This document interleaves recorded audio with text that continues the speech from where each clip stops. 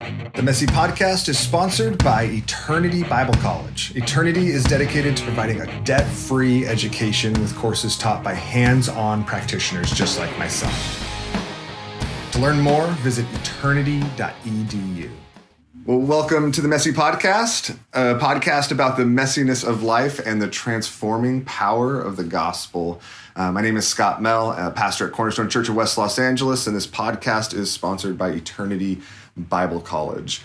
This week, I'm talking with Julie Lowe. Julie, thanks so much for being with me.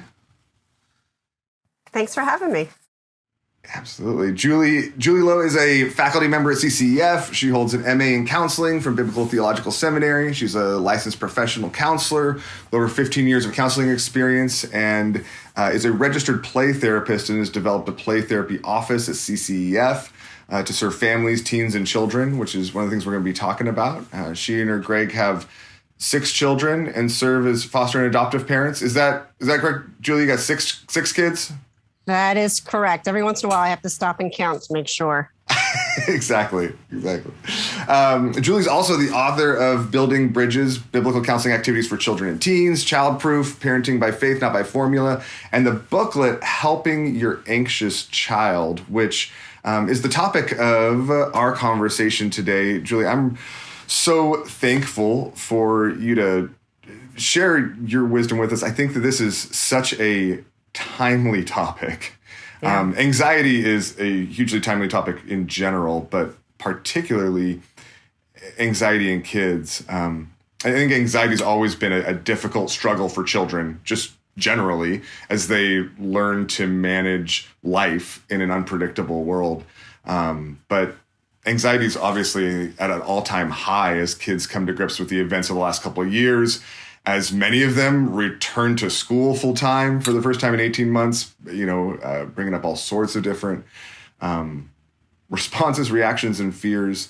I know I see it in my community. I see it in our church as I talk to people. I see it in my house with my own kids. And so why don't we just dive in and start with, I'd love to hear you just kind of describe and define for us a little bit of what the struggle with anxiety is. Like when we're talking about anxiety, it can be a really general topic. What are we talking about? And maybe how that uniquely manifests itself in children. Sure, there's probably tons of reasons and ways it manifests itself. But in general, you see anxieties are about the fears and worries kids and teens have. And how they manifest themselves in certainly different developmental ways. But one of the reasons I think this is happening more and more is just with the unending media outlets that our young people have available. So I can remember, I don't know if this dates me or not, but I can remember not growing up with cell phones and not growing up with anything but a TV, no computers, nothing. So I was very limited in my exposure to what was going on culturally, to what was going on globally. Years ago with ISIS and the war and things like that, kids just knew about stuff that at their ages I never would have known about. And I would have had protective buffers in place, like parents navigating when the news was on and when it wasn't. So you have several things. You have kids and individuals who are prone to be more anxious, maybe temperamentally. Mm-hmm. And then I believe what's happening is we're actually raising our children to be more anxious because we are allowing them to be more aware of adult concerns than kids and teens should be aware of today. Mm. Yeah, that's so striking. I was just thinking about it just the other day. So and this will date this podcast, but that's helpful. It's where we're at. My kids returned to school full time for the first time in 16 months just 3 weeks ago.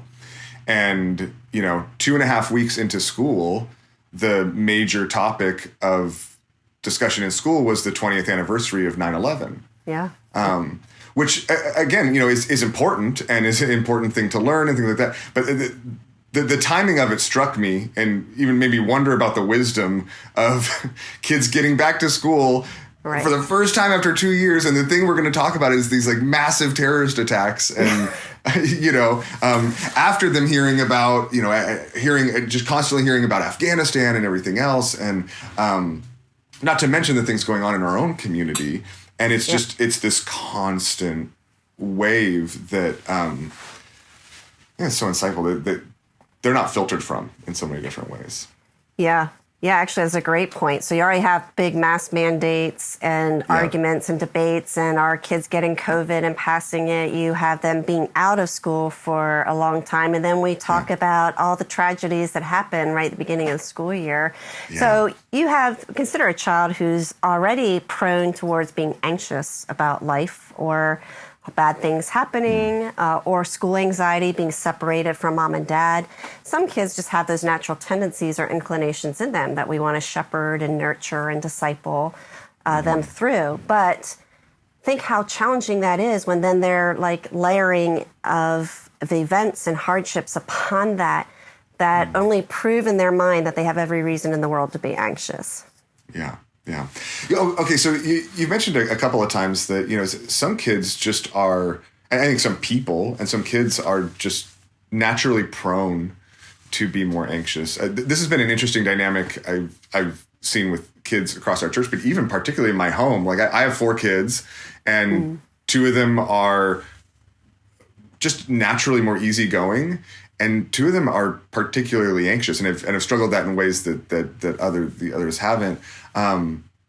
Is there something that just in the makeup of kids that different kids are going to struggle with this differently, even if they experience the same things? Yeah, I believe so, because children are not born blank slates. They're born with personalities and tendencies and strengths and weaknesses and proneness towards certain temptations. So if I can see in each of my children that they're tempted to sin in different ways, I can see that they also are gifted in different ways. I can see they have strengths in different ways. I can see they have weaknesses in different ways. So, one child can be an utter risk taker to a very dangerous degree, and then another can be so risk aversive that they live in fear of everything. Well, neither of those are really good options. We want to temper both of those, right?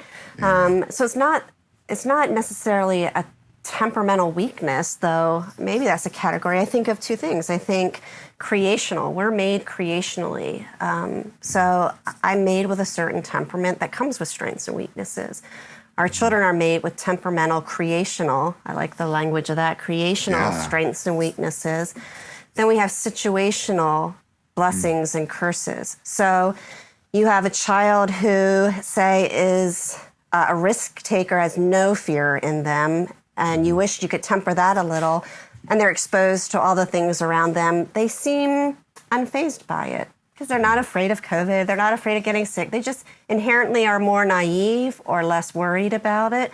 They'll struggle in other ways. But then you have a child who maybe is just more tender and sensitive to what's going on around them. They tend to be more fearful in nature. And then you add situational issues like COVID or war or bullying or whatever it might be. And now you've given them reason to express their fear and anxiety. Now you've justified it for them. So I think of temperamental or creational strengths and weaknesses, and then situational blessings and curses that can both come together sometimes for a perfect storm. Absolutely. Man, I think it's so helpful in understanding the unique struggles of kids. I think it obviously applies and maybe even helps us understand the unique struggles of adults too, right? In the context of that. So I want to talk a little bit about how we can draw out and help and connect with and walk with kids through this. But both, I think a lot of parents want to listen to something like this and be like, okay, how do I help my kid? I think that's a context, but I also want to step back and think about it even in the context of the church, just as that I think the walking with kids isn't simply a responsibility of parents. It's primarily a responsibility of parents, but it's also the responsibility of the church to come around and to be a help to walk with families and to walk with kids. And I know I've had conversations with so many families and with kids who are just struggling with all sorts of different kinds of fears. I think it's probably present in every one of our churches. And so, because I think if God has called us to love our neighbors, that includes our kids. I think sometimes we generally think of our adult neighbors, but that includes all of those, around us. And so I want to explore how we then can love, can offer gospel care to those around us and are struggling. And the definition of gospel care that I use is that gospel care is the God-exalting, grace-saturated act of loving another Christian through patiently knowing, sacrificially serving, truthfully speaking, and consistently applying the gospel to help them become more like Jesus. And I know for me, actually, in the journey of developing and applying and teaching even that definition, one of the most insightful and maybe convicting things was when I realized that I was supposed to be applying it to kids too. That this call to discipleship, this call to interpersonal ministry wasn't just about counseling or discipleship, but it applies to everybody in life, including kids. And this is where actually I think some of your writing, both online and the books you've done, has been just helpful and encouraging to me in giving just tools and perspective in how to apply this one another love to others. And so if we do that, and so I want to explore kind of some of those categories of knowing and serving and gospeling. But let's start just with knowing, because I think sometimes this is one of the hardest things for adults, is to draw out or understand where kids are at or what they're thinking. And I, like I said, I've been blessed by your book about drawing out kids. What are some of the questions and activities you might use to help draw out kids' fears and anxieties, to just give them a safe place to talk about them? Yeah, so some of that depends on where they are developmentally, right? What I do with a 8-year-old is going to be different than what I do with a 16-year-old. But in Building Bridges, the book I wrote, a lot of it was based on activities to help draw kids out. And so if you start with an elementary child, there's just a blank page with a person, an outline of a person, and I will use stickers. And there's 2 ways of doing it. I'll have stickers of butterflies saying, "Butterflies in my belly," and I'll have kids just stick as many butterflies over the page, because that's the fun part, sticking stickers. And I'll say, I want you to brainstorm with me. What are some of the butterflies in your belly? What are things that get you feeling anxious and upset or nervous? Or for, maybe boys aren't into butterflies, or it's an older child, I might use bug stickers. And I'll say, let's talk about what's bugging you. Let's just brainstorm all the things that bug you, like going to school or riding the bus or bullies. And so we just start brainstorming. And I like using the word brainstorming a lot because it takes the pressure off the kids to have one right answer. Instead, I want to say there could be multiple options. And what you do is then you open a door for them to share lots of things, rather than feeling like I have to come up with the one thing I'm most afraid of or more stressed about. And what it does is it just gives you a picture. And kids, ironically, where they stick the stickers, ironically, is often where they feel things too. So if I get headaches, or I think too much about what might be going on at school or taking tests, maybe I put stickers in the head. Or if they feel a lot of anxiety in the stomach, they'll talk about their fears and stick all the stickers in their stomach. So sometimes a projective exercise like that even helps you figure out where they think and feel, where they experience fears and anxieties, which we don't think about a lot. We think about, let's just get to what they're afraid of and talk them into why they shouldn't be afraid of it, rather than understanding as a whole how it even expresses itself in emotions or feelings or physiologically. So doing something like that for elementary kids is really helpful. For older kids, some older kids will get into it too, but for older kids, I'll talk a lot just about brainstorming. Like, let's just do a brain dump. Let's brainstorm all the things that you think stress you out. So I might use worry, I might use fears, I might use stress out, because teens will talk more in those languages. I get stressed out by, or I feel stressed by. And what they're really saying is, I feel anxious about these things. So I try to think in terms of a lot of brainstorming and brain dumping, and just finding out as much as I can. And the language we use will either shut off communication or open up communication. So I think it's really important to keep saying things like, well, what else? What else bothers you? What else bugs you? Until they say nothing. Because what I'm doing is I'm insinuating that there's more to share, rather than saying, okay, well, is that it? Because the moment I say, is that it? A child will say yes. They're ready for it to be done. So I think something in the spirit in which we approach kids, that we actually want to draw them out. We want to be patient. We want to take our time. And kids don't experience that a lot in our culture. Wow, I think that's so helpful. And so I want to ask you a question, and it might be too general to be helpful, but I want to try. I think a lot of parents, but then also a lot of just adults in the church, even a lot of pastors like myself, like feel like they just don't want to talk to me, right? Like they don't want to open up to me. What are some of the barriers that we can identify that may help? I feel like, language, you said, was one of them. Patience. I think sometimes one of the biggest barriers is we're not ready to be patient enough to sit with them in that. But what are some of the, I don't know, either barriers or principles you've seen that could help us when we feel like, I don't know what to say and I don't feel like they want to talk? Yeah. Silence is a really good one, which goes along with perseverance. We're not comfortable with silence as adults or children. And so a year or so ago, I wrote a blog for CCF called When Kids Say, I Don't Know. And that is key. Kids learn instinctively. First of all, we're not really self-reflective, and children aren't either. They have to learn to be self-reflective, which requires adult interaction, discipleship, all those things. So I don't know is just an easy answer when I'm either avoiding accountability and responsibility for behavior, when I'm not sure if there's a right answer or not, when I'm not sure what's going on in my own heart and I feel conflicted with multiple emotions and feelings and reasons for things. And so kids inadvertently learn, if I say, I don't know, I'm off the hook. And we affirm that as adults. As teachers will just move on to the next child, or they'll give them the answer. Parents go into lecture mode. They don't wait. And counselors are historically good at either trying to give the answer themselves or potentially go into lecture mode too. And one of the things I've learned, particularly as a counselor, and it's helped me as a parent, is be patient and be willing to be comfortable with the silence. And silence really does, in very good ways, provide positive peer pressure on the child, because what it says is, I'm not going anywhere. I'm here. I can wait. I'll be patient. And so when kids say, I don't know, I'll often rephrase the conversation or rephrase it and say, well, if you did know, what would your answer be? Or take a minute and think about it. I'm patient. Yeah.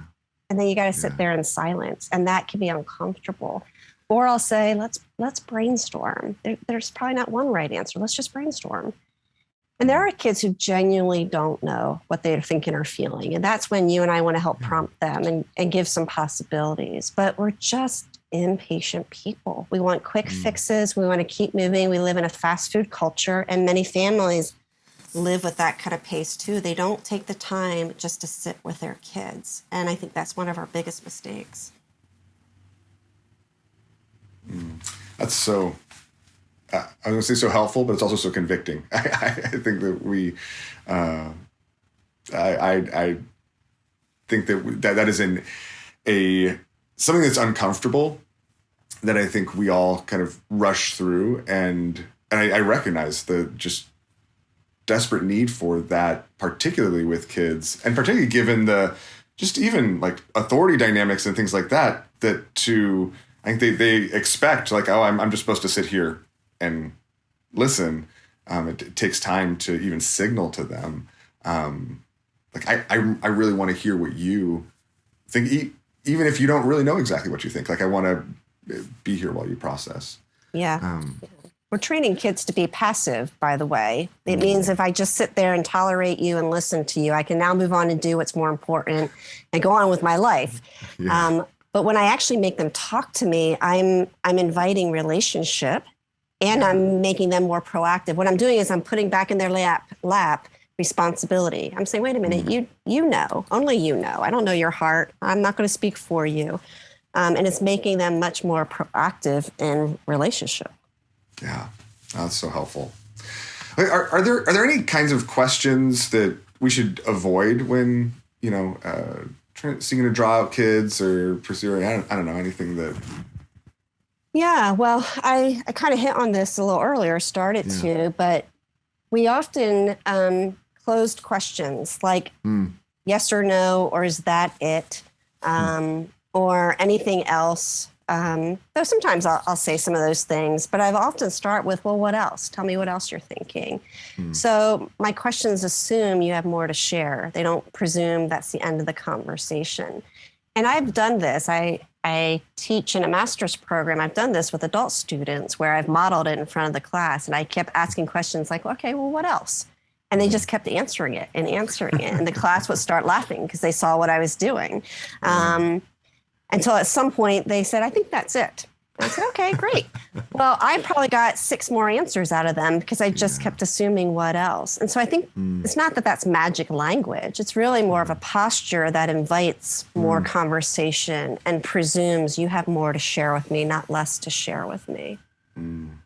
I love that word you used, that posture, because I think so often, especially when we feel out of our depth, we want a script, right? We want okay, tell me the questions to ask, and I'll get. And what I hear you saying is like the goal isn't to just repeat, is there anything else? It's not; those aren't the magic words, but it's a posture that is patient and kind and curious, engaged. And I think that kids. I mean, that's the incredible thing about kids too. Whether they're your kids or just kids you're ministering to, kids in the church, like that. I think in a lot of ways they're even harder to fool than adults. Yeah. Like they pick up on it, and so if you're genuinely curious, like they know, and if you're not, and just kind of trying to like fill the void with the right questions, they know they're just going through the steps too. Yeah. Yeah. One of my sons just said that to me recently. He's as he's gotten older, he's gotten more reserved. And we were having this whole conversation, and he made some comment like, Mom, people really don't care. And then he went on to tell me why he felt they really didn't care. And it was a slightly cynical process in his thinking. But what he was doing is he's picking up on, you can tell when people really mean what they're asking you when they don't. It's kind of like, how are you doing? And it's just the right question to ask. It's not really waiting for a thoughtful response. Yeah. What are there any then? I mean, I think as we try to get to know and draw kids out, I think one of the things that cuts off any question asking, any knowledge gain is when we make assumptions and we assume things are true. That right? Are there any just general assumptions that people tend to make about kids, or when they're struggling with anxiety, that we should just be aware of, or even on the lookout in our own hearts? That's a great question. There's probably several, and I'm thinking what might be most general. I think sometimes we think we understand more than we understand. And so we hear a child say, maybe I'm anxious about going to school. We already think we know why. And we often can guess correctly, but we often can guess incorrectly. So maybe I'm anxious because school feels unsafe or it's COVID. But maybe the child's saying I'm anxious because I'm afraid of what people are going to think of me, or I got glasses this summer. I'm afraid people are going to make fun of me, or I'm really anxious about how hard schoolwork is going to be. So a more perfectionistic child might be anxious about school for very different reasons than a child who's been bullied or is more sensitive to people's criticism. So we hear somebody's anxious, and we immediately want to offer platitudes or tell them why they shouldn't worry. And probably the typical response is, well, don't worry because. And how often do we really find that helpful when somebody says, well, Julie, don't worry because God is with you? Now, it's truth, but it's truth delivered in a way that feels unhelpful or like a platitude rather than Julie, I know you're really scared to go back to school, but you know what? When you get out of that car, God's going with you, and anything that's going to be there waiting for you, God's going to go with you. And I have a conversation about it. Now, that child might still be afraid, but they're hearing a lot more comfort and dialogue. But But even before I do all of that, I probably need to keep asking, yeah, tell me what that's like for you. Tell me what happens when you walk into the school and what things you experience and who are you most afraid of. And so what I'm doing is I'm earning a right to speak into their world because I've earned the right to understand it, or I've taken the time to understand it. I've taken the responsibility of understanding it. Now I've earned the right to speak into it. I think that's so helpful. And I think that gets to a tendency I think I see a lot, but also a tendency I see a lot in my own heart, which is even if we're going to dig in deep and really engage with adults with biblical truth, when it comes to kids, we can be content to just address things on the surface level. Yeah. And especially when it comes to anxiety, right? I think we might even tell a kid, don't be anxious, because in a way that we would never tell an adult that. Yeah. But it seems like we're more content with kind of just basic behavior or emotional modification instead of really getting to the heart. I mean, I know that's a temptation in my life and consistent in numerous ways. So getting to just the heart and understanding even some of the things that can cause and contribute to the anxiety they're experiencing. I want to think in these categories of both suffering and sin. And so starting with suffering, what kind of suffering, whether big and like acute or small and ongoing, might contribute to kids' struggles with anxiety? And I know that's kind of a general question, but how do we think about suffering as a contributor to these struggles? Yeah, well, in some ways, the more I do this and the more I parent, the more I hope I start with suffering. I mean, we tend to start with kids' behaviors and sin, but I actually want to start with suffering, not because then I don't see sin, but because compassion leads. And compassion says, you know what, we live in a broken, fallen world. And there is a lot of hard stuff our kids are facing. There's a lot of hard stuff people are facing. So I want to lead with compassion that says, yeah, your experience is probably hard. And let me understand it and let me understand what it's like. So living in a broken, fallen world where kids earlier and earlier are exposed to it and know about both the brokenness and the dangers of it in ways you and I probably never did. And to say, now I expect a child who has little ability to be protective of themselves. They have little agency to make their own choices and decisions. And they rely on other people to protect them. But let me tell you about all the potential things to be afraid of out there. And now you handle them. You be okay and don't worry about them. That just makes no sense. Yeah. And it's kids being able to handle, as they get older, knowledge of hard stuff as we're developing them and training them and equipping them and giving them stewardship, which is why, to me, it's so scary how quickly kids are getting into social media and online technology, because it's just opening a world of things that they don't have the maturity or the skills or stewardship to understand. So understanding that those things are before them and they're confused, and often parents aren't taking the time to help them figure that out, then who are they going to turn to? They're going to turn to peers. And as we all know, peers are probably the worst people to be helping them know how to navigate life and experiences, because they've got no more maturity or wisdom than their counterparts. So helping them to really discern and being protective. I really think as adults and as loving parents, we need to try to buffer them from some of these things that they don't need to be exposed to.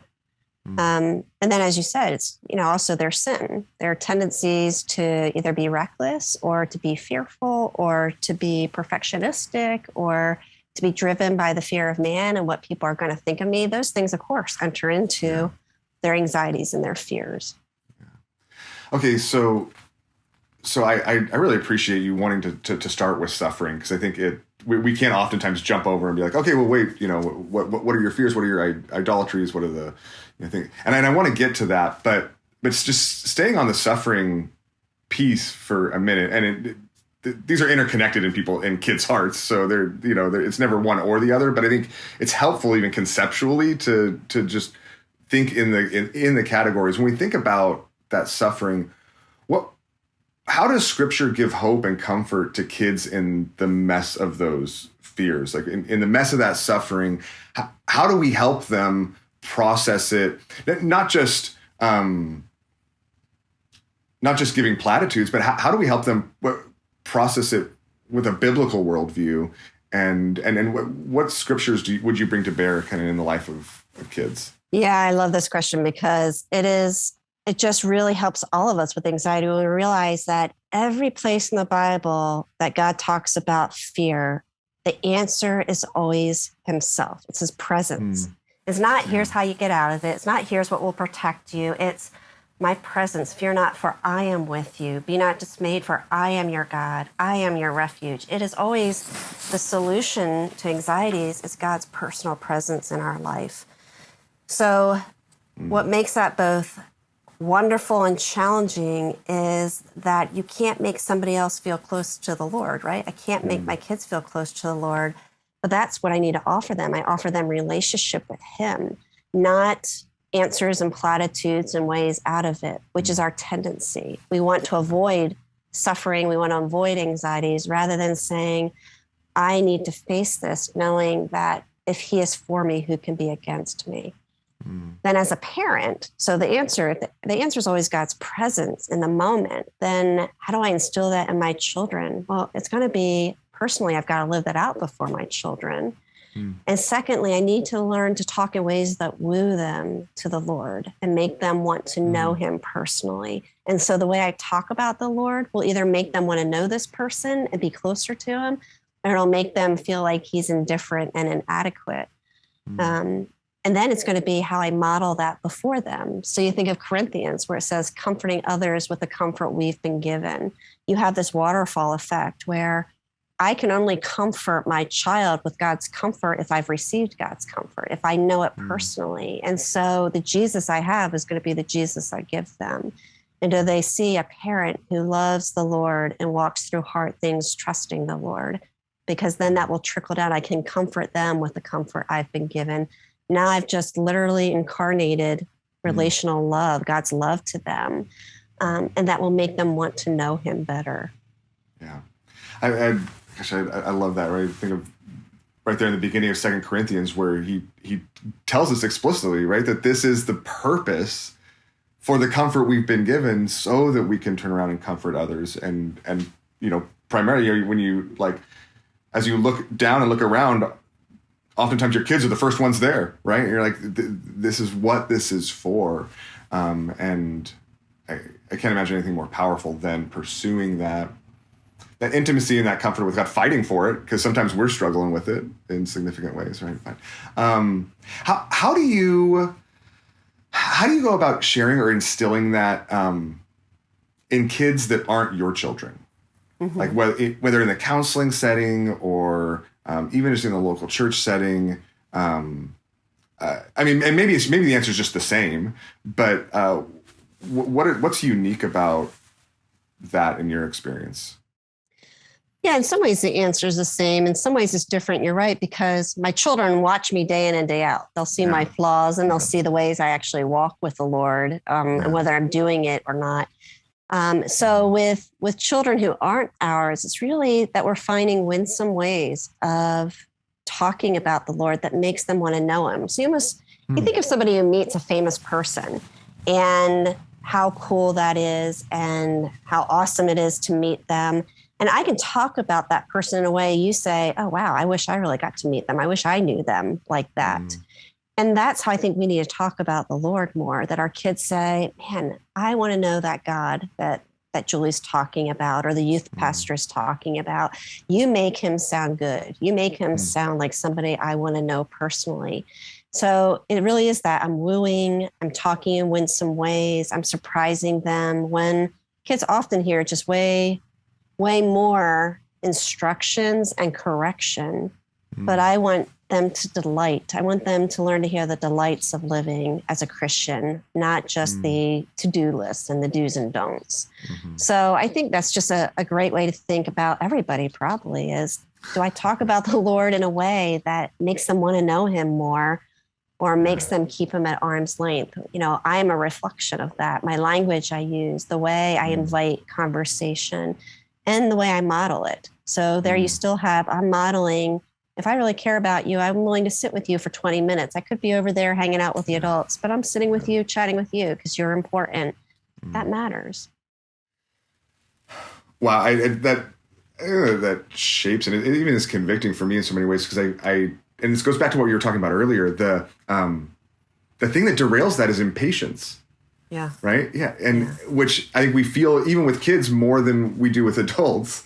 And sometimes part of it's because it does take them longer, right? Like they don't have the tools. Like you can give a truth and they don't have the hook to hang it on. Right. And so it takes longer. It's slower.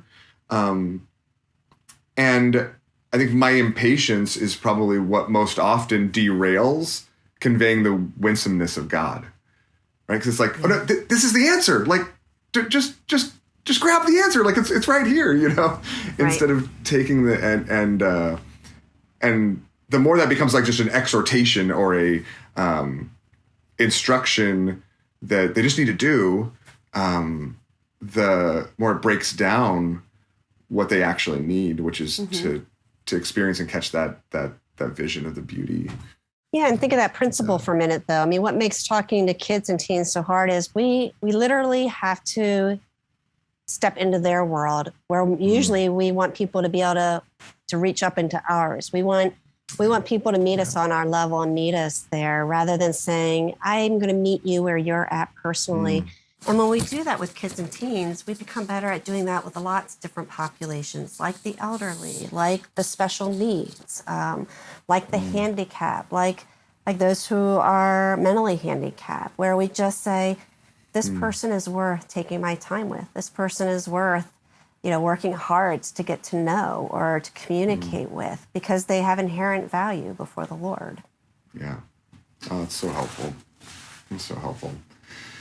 Okay, so if we start with the suffering and helping to understand the depth of what they're experiencing, there is this component of sin in their own heart, right? That's also contributing to and complicating their own fears,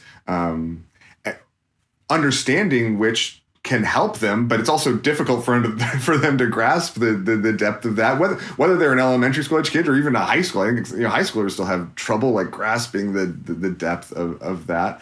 Yeah. What are some of before we get to kind of how to convey that to them, what are some of the specific maybe heart struggles or idols that kids might be battling that can contribute to their fears or their anxiety too? Well, I think probably the biggest one that we all can relate to is the fear of man. What will people think of me? And kids, especially as they get older, teens more and more are struggling with that. You have online presence, you have social media, you have what's going to be said about me. How did I dress today? Did I say something stupid in class?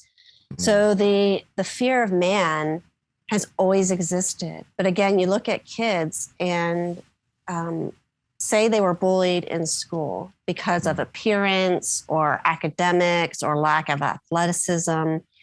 It used to be at least you could go home and have a safe bubble for a period of time until you went back into school. But now you come home and you get online and the bullying continues, the comments continue. So it's almost 24 hours a day of the thing you fear is in your face all the time. And so it's considering when I let what people think drive my behavior, it will run me off the road in many different directions. Sometimes it means I'm anxious about going to school and I'm fighting my parents every day to go to school. Sometimes it means I'm overcompensating by materialism and whatever I think I need to have to fit in the latest technology, or I have to have an online presence that looks a certain way.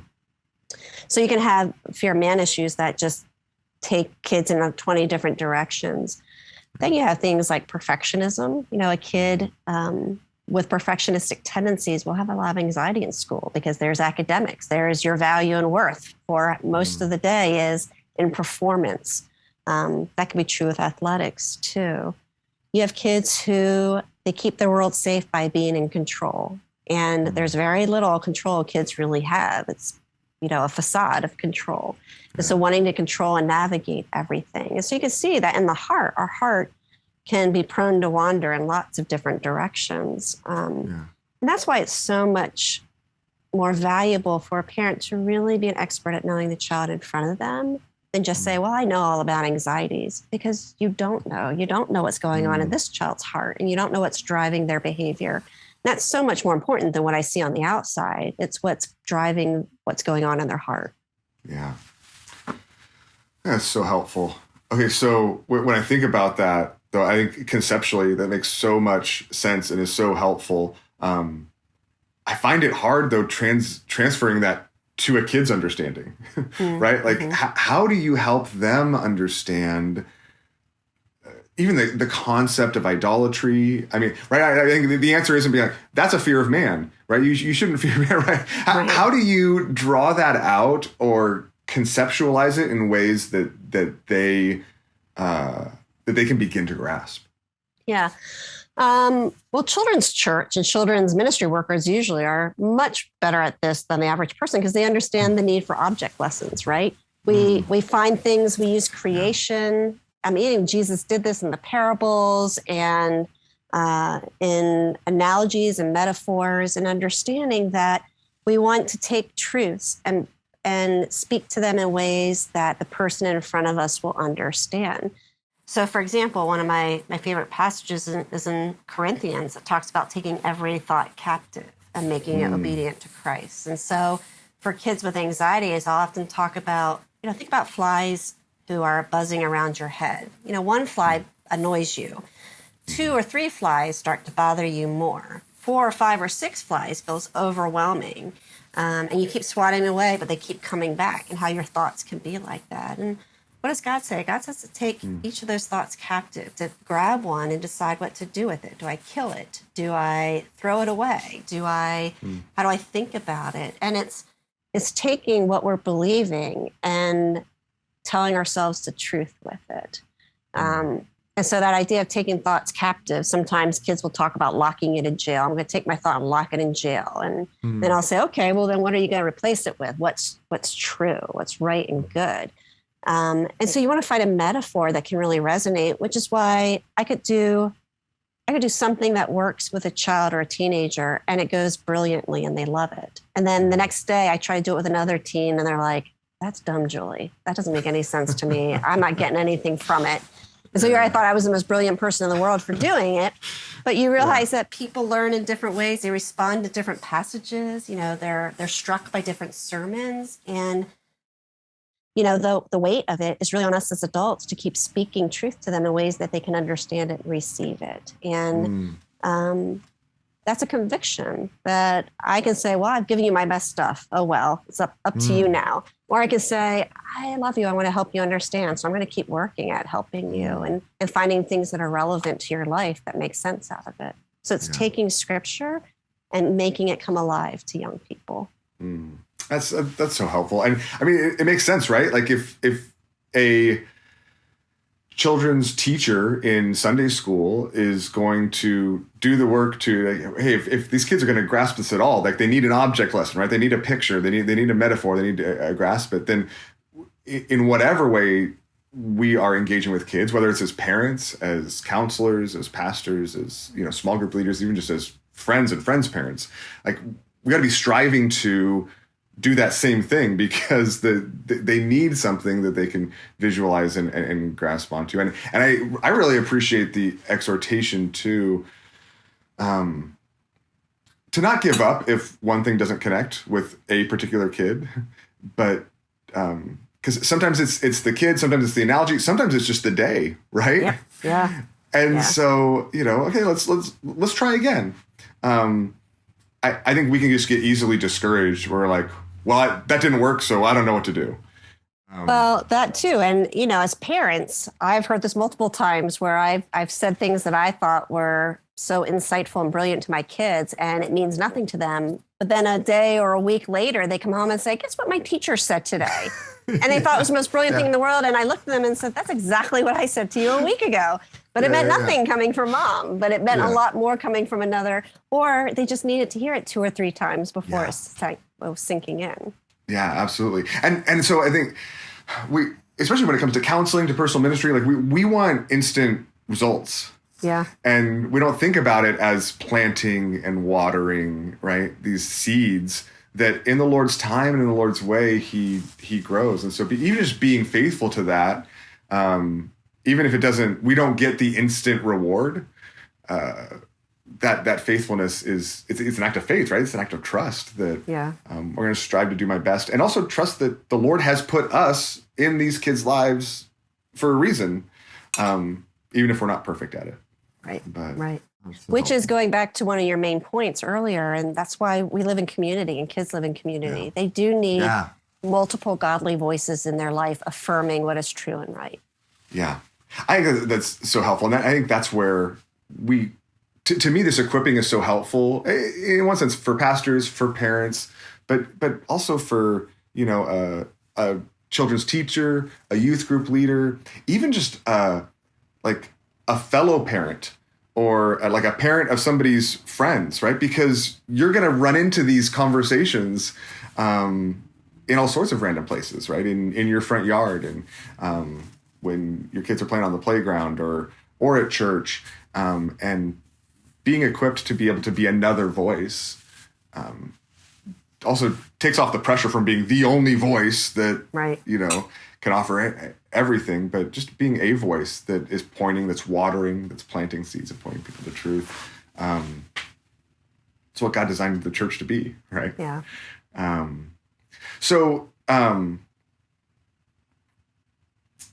beyond our words then, and I think you've gotten to this in a lot of like just the patience and the silence.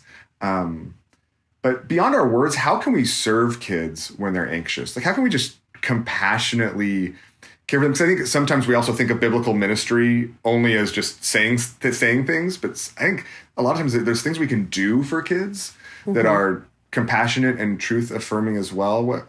I don't know. Are there any ways you've identified that we can just come alongside and serve kids that are struggling? Well, I think this goes back to me saying we comfort others with the comfort we've been giving. So I'm willing to just sit with a child and affirm how they're feeling. And affirm doesn't mean it's okay to feel this way, you're right to feel this way. Affirm means I'm saying, you're scared. You're scared to get on the bus today. Or, hey, you're scared to go into youth group because there are kids that have been bullying you. And I'm able to say, well, would it help if I went in with you for 20 minutes? Or would it help if, and I'm brainstorming ways that I want to model comfort walking into those things with them. So I'm going to encourage them to face their fears. But I don't want to just say, all right, push you in, you go in and handle it, and Godspeed, I'll pray for you. I want to actually find ways to make it feel doable for them. So, I mean, it's hard because it can be intangible without a situation in front of you. Yeah. But kids who are afraid of getting on the bus, kids who are afraid of going to school, kids who are given people at school that can check in and be their comfort. Sometimes it's for a child, even a token that they can take with them to school, not because that token gives them comfort, because it points them to the God of all comfort who's with them. So sometimes, a parent will get their child a little animal or a necklace or something, and you say, this is just a reminder that God goes with you wherever you go. And you want to make tangible ways forward for a child to be reminded of God's presence. That's what we're trying to do. And anytime I can be one of those tangible ways, I want to offer that. Yeah. Oh, I love that. Anytime I can be one of those tangible ways to offer God's presence, right? I don't want to avoid that. I want to step into that. Right. That's a challenging reminder for me. What about the perseverance that's needed in that? Like, so I'm thinking about the situation, like how we can serve kids when you have listened and you have brought truth to bear, and you've like walked with them and you've been patient, and they're like, and I'm still afraid, right? And you're like, as if you hadn't spent any time with them, Right. And because I feel like sometimes that happens it can happen over and over, and sometimes ends up being the place where we are like, okay, I'm done. Like I gave you what I had. How, we speak to how can we pursue perseverance, and what should that look like? What should that look like with kids? Yeah, what strikes me, there are two things there. One is my own response. So my frustration, is my frustration about their lack of movement, or is my frustration about, I want to be done with you already and I want to have this fixed? And so I've got to ask my frustration, and I'll speak as a parent, of saying, do I expect my child to be over this? And I've given them every right answer, every creative response, and now I'm just annoyed that you're not changing. And how helpful is that? I'm so glad the Lord doesn't respond to me that way. So I've got to first evaluate my own attitude and posture there. Then the second is, all right, now I can, once I've dealt with my own attitude, now I can look at their attitude. And I can say, all right, is it stubbornness? Is it unwillingness to work through their fear? And that's where that can become a sin issue, a decision point in their life. Or is it, this is just so daunting and they are so overcome by it? Because those things matter. They help inform, do I need to be more firm with you? When even is giving a consequence helpful, though I wouldn't go there right away? And when is it, man, this is just hard. And my child's going through something hard and they're not going to get over it quickly. And I better be really patient and calm and find ways of persevering with them. So at the end of the day, regardless, I need to persevere, but it helps me understand, where do I need grace and compassion? And sometimes where do I need to implement and draw lines? So for example, let me get practical for a minute there. So a child who's really anxious to go to school, they can struggle getting on the bus. They can struggle when I get them to school on the whole car ride. I can pray for them. I can encourage them. I can offer motivation like, hey, if you get through till lunch, I'll check in at lunch with you. You can go to the school nurse, or I'll come in and I'll bring you lunch and I'll check in with you. Like, I'm doing everything to demonstrate I'll help you get through this. And then we get to the school and they refuse to get out of the car. I'm sitting there saying, all right, are they refusing just because they're so afraid and they need help now? Or are they refusing because they're stubborn and willful and saying, no way, I'm not doing it. I know all the right things, Mom, but you're not getting me out. A lot of times it's a mix of both. So what do I do as a parent? I probably feel a little frazzled, but maybe I get the school nurse or somebody to come out with me and help them get them out of the car. Maybe I stop and pray and I spend 15 minutes talking to them in the parking lot again, and I offer to walk in with them. There's 100 ways that could unfold, but I'm seeing little steps towards them trying. Where sometimes it was just a really bad morning and it was a meltdown and it's not going to work. But the difference is, then you have kids who, no matter what you're offering, if they think they can just keep being persistent and they'll win and they'll get to go home, they'll be persistent. And that's a mix of both fear and willfulness. Then at some point, it might be helpful to say, oh, honey, all right, I can't physically get you to go in school, but here's what's going to happen. You're going to get an F for these grades and subjects. When you go home, there's not going to be any electronics when you go home. There's ways where I'm trying to show you that making the wrong choice, no matter how afraid you are, also has consequence. And so I'm not doing it to be punitive. I'm not doing it to say, if you don't get out of this car, I'm grounding you for a month. None of that's helpful. But if I'm saying, all right, you're not making a good decision, now you need to see what the repercussions of that might be. Natural consequences, or even consequences for choosing the wrong thing, are helpful as well. So I'm always trying to discern that and be wise. So I'm looking at my own heart and attitude, and then I'm trying to understand what's going to motivate them in ways they need to be motivated. Yeah. Wow, that's so super helpful, super insightful, and I want to ask, I think people even listening, want to ask even more, how do you tell the difference? How do you do that, right? And it requires wisdom, right? It requires our dependence on God, saying, Lord, will you give me wisdom, because this isn't clean cut.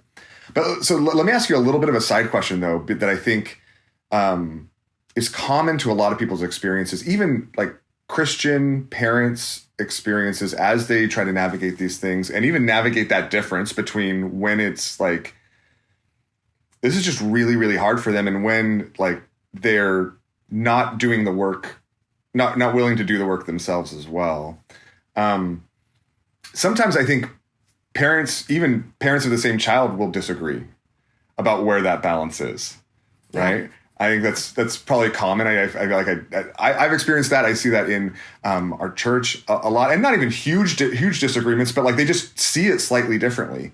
How do you encourage parents to navigate that when they're interpreting kind of the more significant contributing factor differently? Yeah. And that's so typical between two parents, right? A mother and father.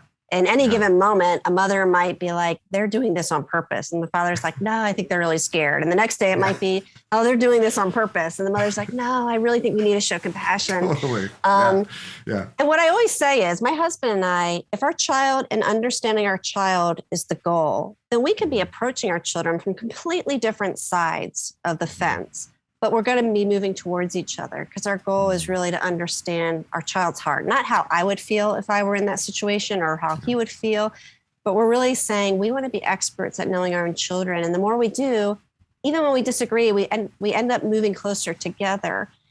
Then the other thing I would say is, so let me go back to the trying to get a child out of the car. One of the ways I think about that is it often is the complexity of both, right? Mm-hmm. That they're so stressed and afraid, but they're so willfully choosing to not face it too. Mm-hmm. So I, as a parent, I'm going to get it wrong sometimes. I just will. And in hindsight, I'll say, oh man, I wish I would have handled that differently. And it will be a learning experience. And then there'll be moments where I say, all right, I did everything to get this child out of the car.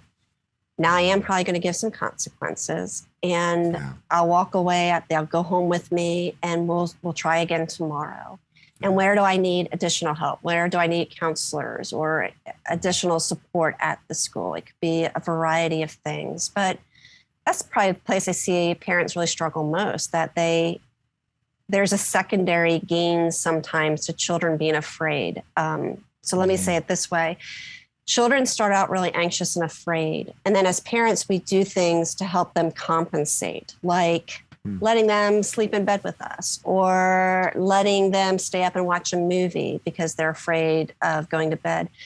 Things that aren't bad, I've done as a parent, but they become a secondary benefit to the kids being anxious, right? Because now if I'm afraid every night, I get to stay up later or I get to sleep with mom and dad. And so there's a secondary gain sometimes to things we're doing to help kids actually end up solidifying their reason to stay afraid. Where the moment we say, well, if you go to school now, guess what? Now you don't get to stay home and watch TV or stay home and sit on the couch or get to go to work with mom or dad. So we always have to think as parents, even how we're inadvertently doing things that could give children reasons to not want to get over their fears and anxieties. I think it's really helpful. And what I hear you say is that we both need to offer them the gospel. And we also need to, in the midst of that, remember the gospel and cling to the gospel ourselves, the gospel grace that says we're not going to always get it right. And there are some things, inevitably, there are going to be things we do that secondarily make things more complicated, right? Not less. And that our hope isn't that we're going to nail it as parents. Right. Our hope isn't even that we're going to get it 100% right as counselors. But our hope is that, thankfully, God's bigger than that. That Jesus is bigger than that. He works through our best efforts and sometimes in spite of our less wise ones. Yeah, definitely. So so thinking about even just some other tools then, are there any like children's books or other resources you've used with kids who are struggling with anxiety? Any like just tools that, I don't know, that have been helpful for kids? Not everything connects with every kid, but are there any things that you might recommend? Yeah, depending on the anxiety. But for elementary age, New Growth Press has just come out with, and CCF's edited a lot of these books, the Good News for, oh my goodness, I'm forgetting the name now. Good News for Little Hearts, I think it's called. But they're all about these animals in the woods and their struggles with different things and fears and anxieties and failure.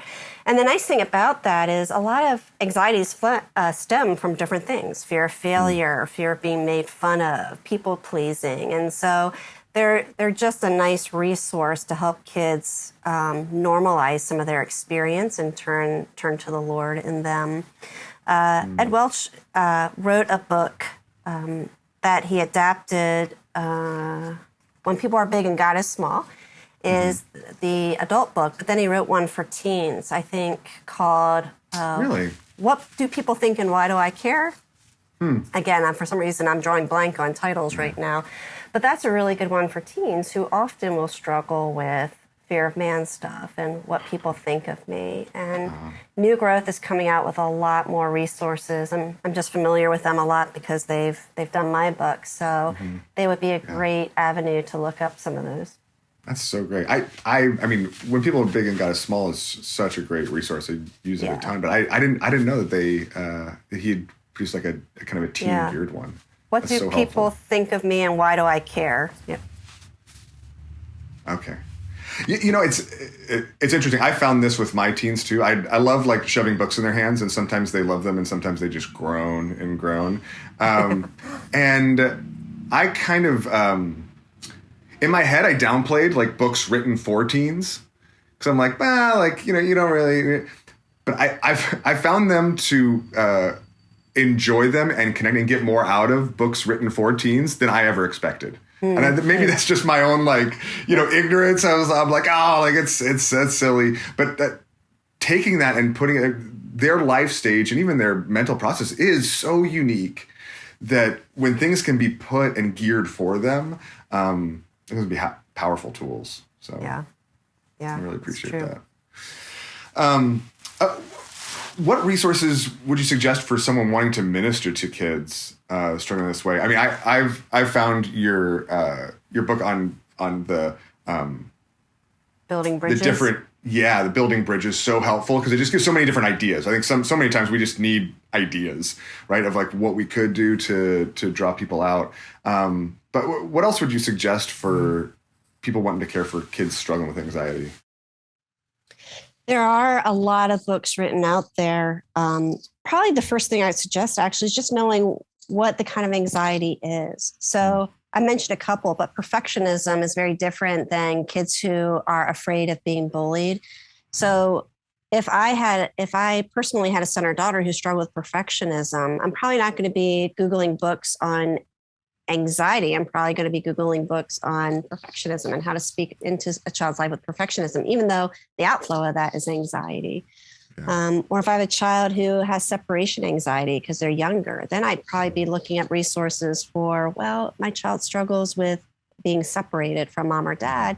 How do I help them deal with that? And so there is something about really understanding what's behind the anxiety that helps inform how we love and shepherd our kids.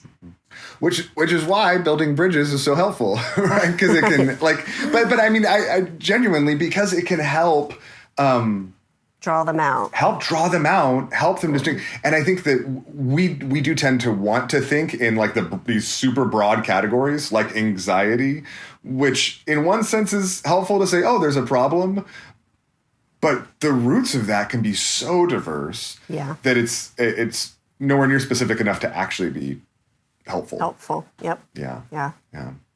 Well, that's so helpful. Any last just words of encouragement or reminders for parents who are in the midst of this and struggling and wrestling with kids that are struggling with anxiety even now, even in the midst of a school year and the unknowns and pandemic and everything else? Mm-hmm. I think the two things that stand out, one is for you and I as adults or parents to really ask, Lord, how do I make your presence real in their life? And if that's my prayer, then it will focus how I do talk to my kids. How do I make the Lord's presence real in their life? And that will serve no matter what our children struggle with, right?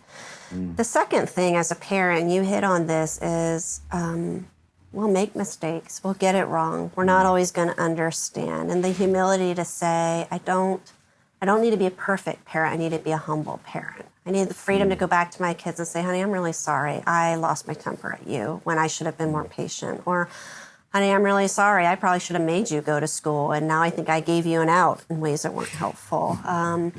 And that's Galatians 6 that says, don't grow weary in doing good, for in the right season, you'll reap a reward. And I think that's the long-term parenting, that we don't know the outcome of our kids, but we're called to faithfulness to the task. It's just so encouraging.